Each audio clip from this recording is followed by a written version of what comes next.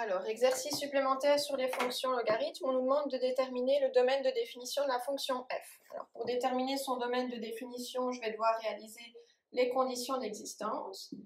Ici, j'ai deux logarithmes, donc je vais avoir deux conditions d'existence, puisque quand on a un logarithme, ce qui est à l'intérieur du logarithme doit être strictement positif. Donc ici, j'ai le logarithme en base entière de 2x moins 3, donc 2x moins 3 doit être strictement positif.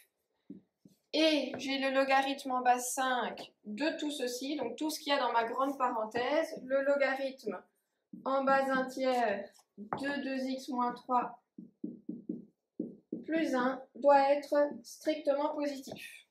Alors, ma première inéquation, c'est une inéquation du premier degré, donc c'est très facile, il suffit d'isoler x. 2x doit être plus grand que 3, donc x doit être plus grand que 3,5. Alors, par contre, pour la deuxième, c'est un peu plus compliqué. Je vais commencer par isoler mon logarithme et donc passer le 1 de l'autre côté. Donc, le logarithme en base entière de 2x moins 3 doit être plus grand que moins 1. Alors, maintenant, je dois me débarrasser de mon logarithme. Comment est-ce qu'on se débarrasse d'un logarithme? Eh bien, on va passer à sa fonction réciproque, qui est la fonction exponentielle. Je suis en base entière, donc je vais passer à la fonction exponentielle en base entière. Alors, attention, il s'agit d'une fonction décroissante puisque ma base est plus petite que 1. Donc, que va-t-il se passer? Comme la fonction 1 tiers exposant x est décroissante, quand je vais passer à la fonction exponentielle de chaque côté, le sens de mon inégalité va changer. Donc, c'est à ça qu'il faut faire attention. Donc, je passe à l'exponentielle de chaque côté. Du côté gauche, j'aurai l'exponentielle d'un logarithme de même base, donc ça s'annule. Il va tout simplement me rester 2x moins 3. Et le membre de droite, ce sera donc 1 tiers exposant moins 1. Alors, 1 tiers exposant moins 1, eh bien, ça fait 3. Et je suis donc de nouveau avec une inéquation du premier degré, donc j'isole x. 2x doit être plus petit que 6, et donc x plus petit que 3. Alors, maintenant que j'ai déterminé mes deux conditions d'existence, je vais devoir les mettre ensemble puisque je dois satisfaire les deux en même temps. Pour ça, eh bien, je vais les mettre sur une droite, la droite des réels. Hop. Alors, ma première condition, je dois être plus grand que 3,5. Donc, je vais mettre en vert tout ce qui est après 3,5.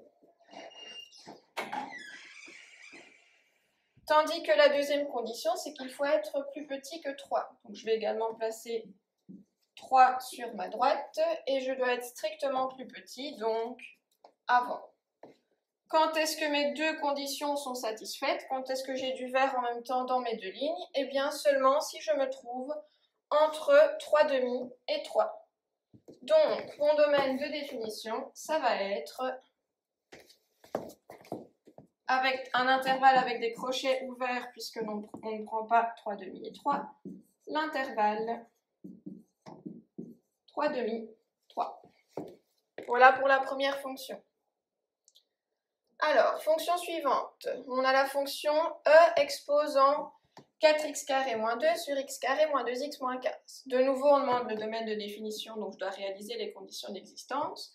Alors ici, j'ai une fonction exponentielle. On sait qu'une fonction exponentielle, ça existe toujours. Le domaine, c'est tous les réels. Par contre, j'ai une fraction, donc j'ai quand même la condition qui dit que mon dénominateur de ma fraction ne peut pas faire 0. Inégalité du second degré, donc je calcule le delta. Moins 2 au carré, moins 4 fois 1 fois moins 15, c'est-à-dire 4 plus 60, 64. Alors, deux valeurs que x ne peut pas prendre, moins b plus ou moins racine de delta, donc plus ou moins 8, sur 2a. 2 plus 8, ça fait 10. 10 sur 2, 5. Et si je fais moins, 2 moins 8, ça fait moins 6 sur 2, moins 3. X ne peut prendre aucune de ces deux valeurs, Donc mon domaine de définition, c'est tous les réels, sauf moins 3 et 5. Et enfin, dernière fonction, le logarithme en base 1/4 de 4x moins x carré. Je dois toujours réaliser la condition d'existence. J'ai un logarithme, donc ce qui est dans la parenthèse, 4x moins x carré, doit être strictement positif.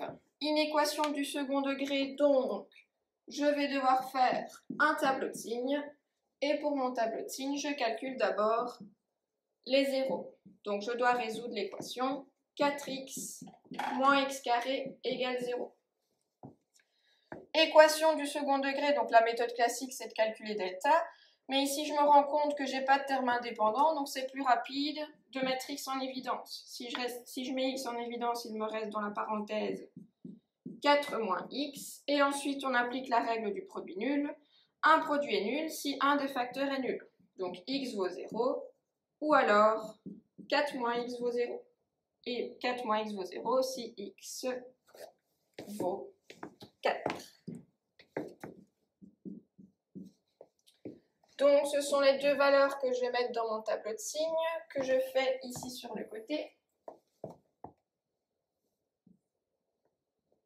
Alors, signe de 4x moins x carré. Ce polynôme s'annule en 0 et en 4. Ensuite, j'applique la règle du second degré, c'est-à-dire le signe du coefficient du moins x carré, du x carré, donc ici c'est moins partout, sauf entre les deux zéros.